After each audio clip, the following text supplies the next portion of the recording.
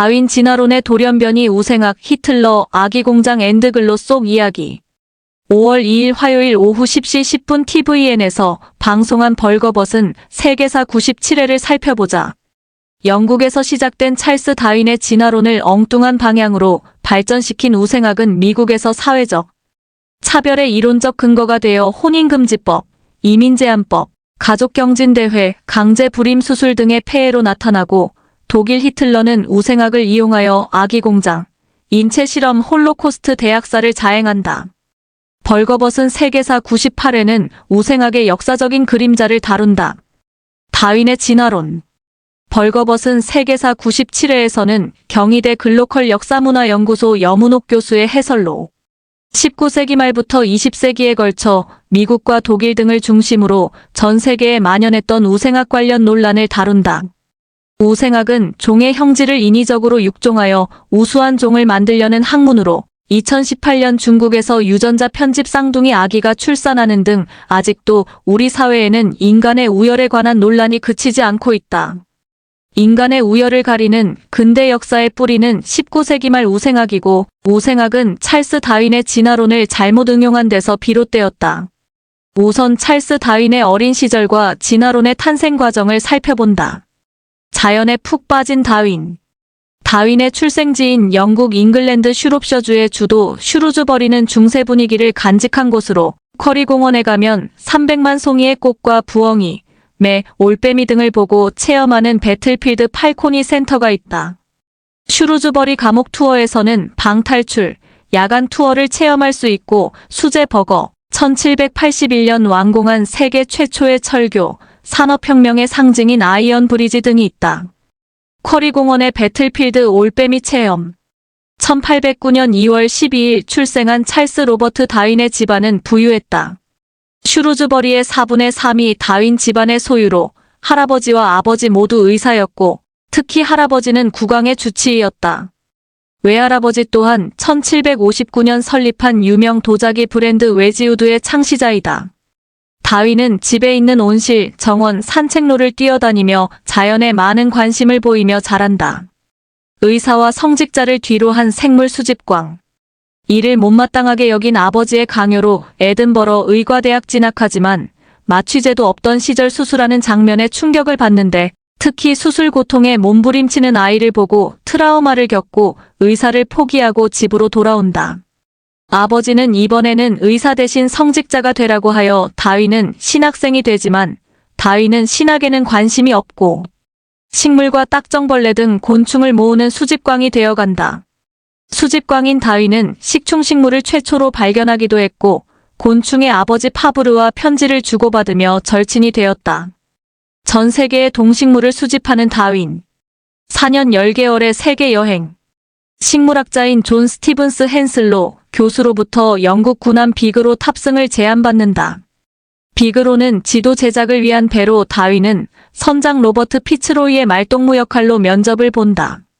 다윈의 코가 뭉툭해서 열정이나 의지가 부족하다고 보여 탈락할 뻔하지만 우여곡절 끝에 합격하여 22세에 항해를 시작한다. 영국 플리머스를 떠나 남아메리카 해안의 바이아 리우데자네이루, 몬테비데오, 발파라이소, 리마 갈라파고스를 지나 태평양을 횡단하여 호주의 시드니, 태즈메이니아 킴조지 해협을 지나 아프리카 케이프타운을 거쳐 돌아오는 항해 코스로 1년 계획이었지만 실제로는 4년 10개월이 걸린다. 다윈은 이 항해가 너무 신났고 생물 1529종과 표본 3907점을 수집하여 돌아온다. 1835년에 다윈이 가져온 거북이 해리엇은 2006년까지 생존하여 약 176년 동안 생존했다. 다윈은 1832년 아르헨티나에서 몸길이 6m의 몸무게가 4톤에 달하는 메가테리움, 고생물 화석 발견하기도 했다. 다윈은 항해를 통해 수많은 생물 표본을 수집한다. 수집광 다윈은 항해를 통해 수많은 생물 표본을 수집한다. 진화론의 정립.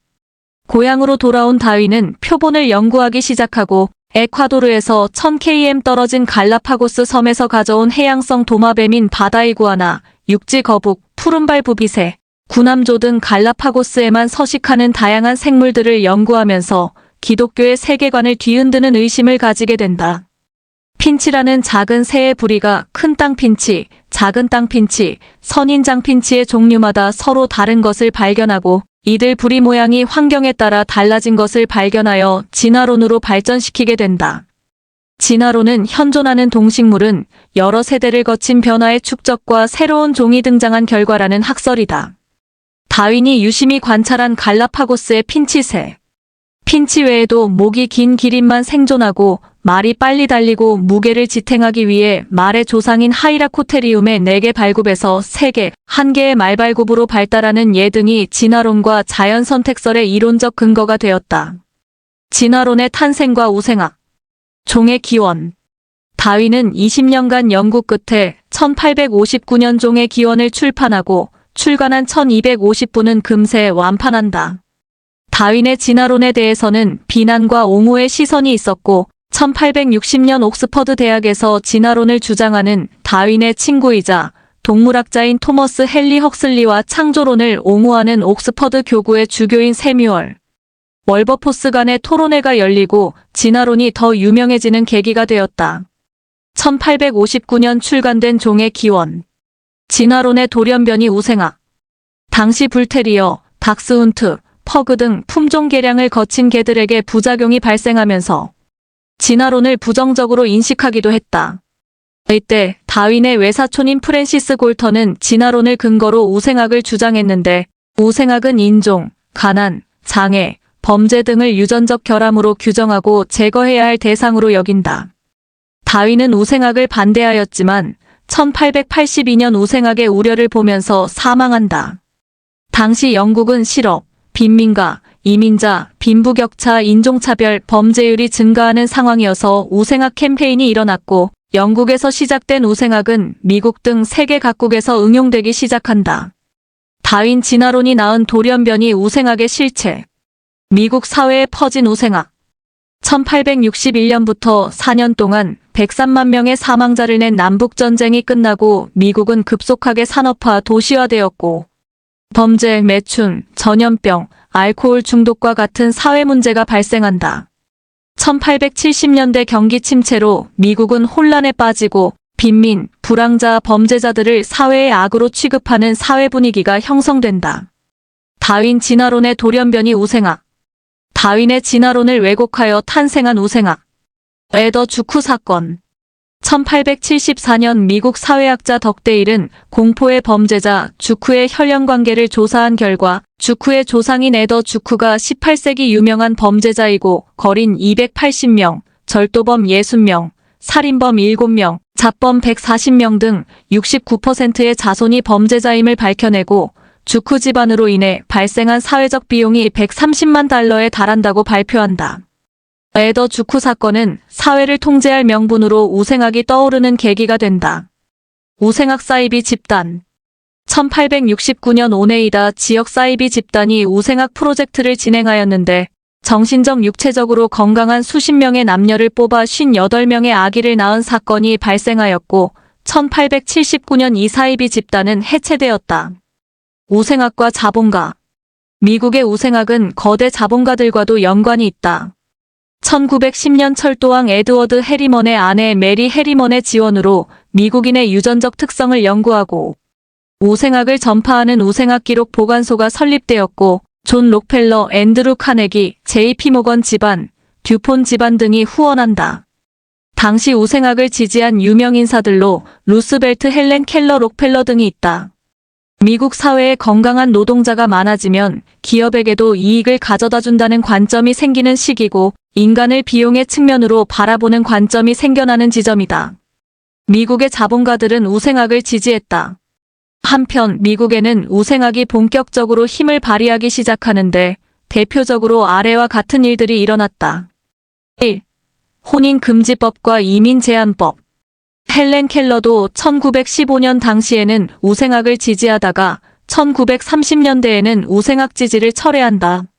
장애인을 변호하던 헬렌 켈러도 지지할 만큼 1910년대 미국 사회에서는 우생학이 보편적인 지지를 얻었다. 미국은 우생학을 장려하기 위해 혼인금지법과 이민제한법을 제정한다.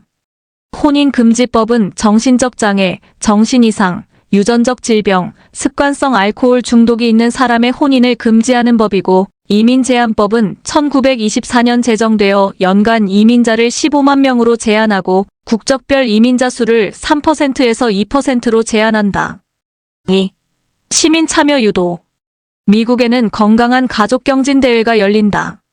우월한 유전자를 가진 가족을 선별하는 대회로 가계도 조사 후 등급을 부여한다. 치아 검사, 신체적 장애 검사, 유전병 검사, 혈액 검사, 소변 검사, 예술적 소양 검사, IQ 테스트 등을 실시해서 우수한 가족에게는 메달을 수여했다. 우리나라에도 있었던 우량아 선발대회도 일종의 우생학 영향이라고 볼 수 있다. 3. 강제 불임 수술을 강요한 단종법. 사회적 기준에 미달하는 사람들의 자들의 생식 능력을 없애기 위해 불임 수술을 강요하도록 하는 단종법을 시행했다. 1907년 인디애나주를 시작으로 1935년에는 28개 주에서 실시하고 7개 주에서 입법 과정에 있는 상태가 되었다. 성범죄자, 성매매 여성, 강력범죄자, 불황자, 흑인, 아메리카 원주민 등이 단종법 대상이 되었다. 단종법 관련 사건으로 유명한 캐리벅 사건이 있다. 캐리벅의 엄마 엠마는 지적장애자이고 출산 후 성매매를 하게 된다. 캐리벅은 입양되고 양부모의 조카가 캐리를 강간하면서 캐리는 원치 않는 임신을 하게 된다. 양부모는 캐리벅을 정신이상자로 몰아 시설로 보내고 캐리벅의 딸을 가로챈다. 캐리벅은 버니지아주의 단종법 적용에 대해 소송을 진행했으나 1927년 패소 판결을 받고 캐리벅은 결국 강제로 불임 수술을 받게 된다. 캐리벅 사건 이후 약 1만 6천 명 이상이 강제 불임 수술을 받았고 1974년 폐지 때까지 수십만 명이 불임 수술을 받게 되었다. 미국은 우리가 들어온 자유민주주의 나라인가? 미국 흑역사의 한 장면이다. 우생학은 1930년대부터 쇠퇴하기 시작한다. 1929년 대공황이 닥치고 경제적 공황은 유전적 우월과 상관없고 생물학적 차이보다 사회적 환경이 인간에게 중요하다는 것을 깨닫게 된다. 우생학과 나치 정권 히틀러. 1930년대 독일 히틀러의 나치 정권은 우생학을 선전도구로 사용한다. 순수 아리아인을 만들기 위한 히틀러의 아기 공장 프로젝트를 시행하여 인위적인 인종 교배로 우월한 혈통을 생산하기 위한 공장을 운영한다. 히틀러의 의사 요제프 맹겔레는 각종 인체 실험을 자행하는데 완벽한 인간을 만들기 위해 20여 개월 동안 1600여 쌍의 쌍둥이로 인체 실험을 자행한다. 아기 공장과 각종 인체 실험 이후 히틀러는 홀로코스트 대학살을 자행한다. 세계 사람들은 나치 독일을 보면서 우생학이라는 발상의 처참함을 깨닫게 된다. 우생학을 이용한 히틀러의 인체 실험. 벌거벗은 세계사 97회 우생학을 이용한 히틀러 나치 정권의 인체 실험. 우생학의 몰락. 1950년대 DNA 이중나선 구조의 발견으로 유전 형질은 스스로 발현되는 것이 아닌 외부 요인에 의해 결정된다는 것이 밝혀졌다. 유전학이 발달하면서 우생학은 이론적으로도 설 곳을 잃게 된다. 1974년 미국에서는 단종법 폐지로 우생학의 대중적 성공은 막을 내리게 된다. 우생학은 완전히 사라진 것일까? 우리 사회에는 아직도 우생학의 잔재가 남아있다. 능력에 따라 줄 세우는 능력 만능주의, 금수저, 흑수저로 등급을 나누는 발상 등도 우생학과 관련이 있다고 할 수 있다. 우생학 뒤에 있는 인간의 우열을 나누고 줄 세우는 위험하고 비윤리적인 사고를 경계해야 한다. 5월 2일 화요일 오후 10시 10분 TVN에서 방송한 벌거벗은 세계사 97화를 살펴보았다. 영국에서 시작된 찰스 다윈의 진화론의 엉뚱한 돌연변이인 우생학은 인간의 우열을 나누어 줄 세우고 인간을 인위적으로 조종하는 엄청난 결과를 가져온다. 미국과 독일 등에서 우생학을 근거로 자행된 비윤리적이고 자극적인 행위들이 일단락되었지만 우리 사회에는 아직도 인간의 우열을 가리려는 우생학의 잔재가 남아있다.